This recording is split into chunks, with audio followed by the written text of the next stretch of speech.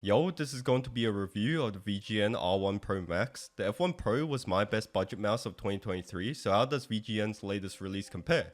Well, long story short, it's a great mouse with a great price at $70 USD if you include the dongle, only with one issue that may affect how usable this mouse would be for some people. Nonetheless, I think this mouse would be in contention with the best budget mouse once again for 2024. Let's jump right into it.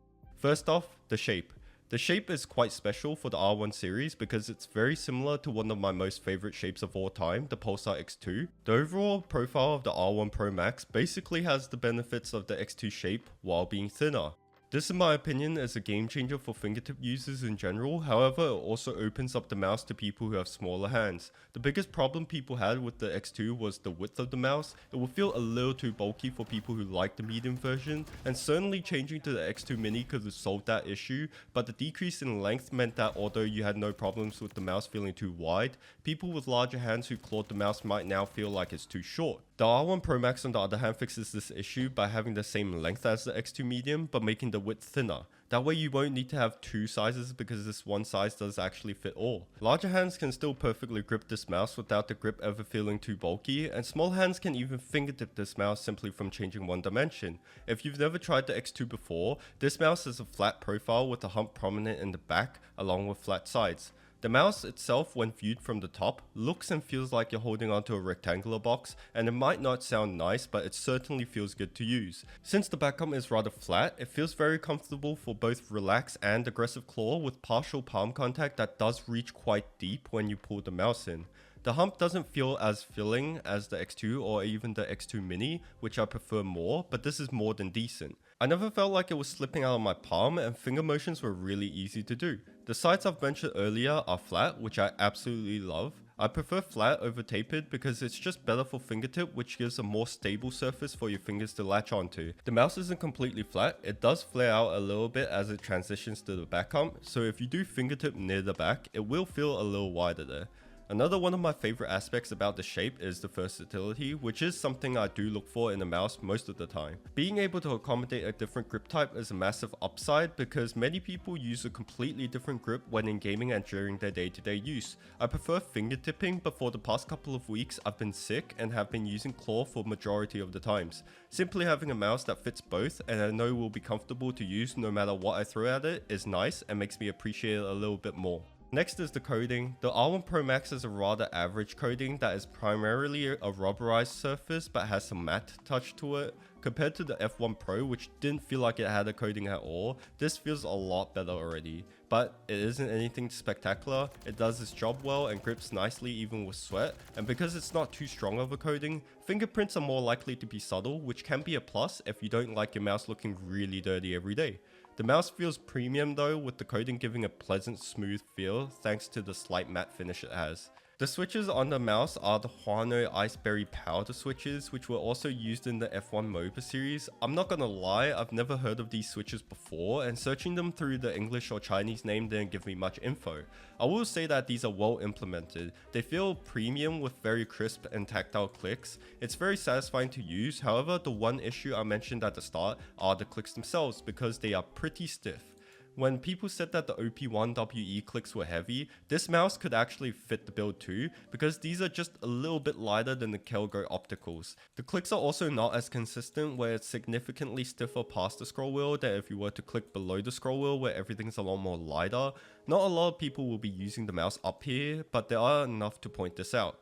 You'll be completely fine and a happy customer though if you click anywhere in the bottom half. By no means are these like super heavy, but if you've used any recent mice before, you will notice the difference almost like instantly. The left and right mouse buttons have a little pre and post travel, but they're nothing to worry about. If anything, the post travel kind of adds this bouncy feeling to the clicks, which can make spamming a lot more enjoyable, especially with these heavier switches. If I were to compare this to the F1 Pro, I think I would prefer the F1 Pro clicks more because they also feel high quality. They're not as tactile, but they're super light and probably one of my most favorite clicks on a budget mouse, maybe only second to the Z2 from Zalpin. Side buttons are also pretty good, with mouse 4 having no pre or post, and mouse 5 only having a little bit of post travel. I do however enjoy using mouse 5 a lot more though whenever I can, because it feels lighter. With mouse 4 it's nice and crispy, but because there's no post it feels like you hit the wall right as you click. Mouse 5 sinks in a little, which adds that bounce that I talked about, so spamming is better. The scroll wheel I'm not a big fan of. The wheel feels a little loose, with the steps being soft and not that well defined.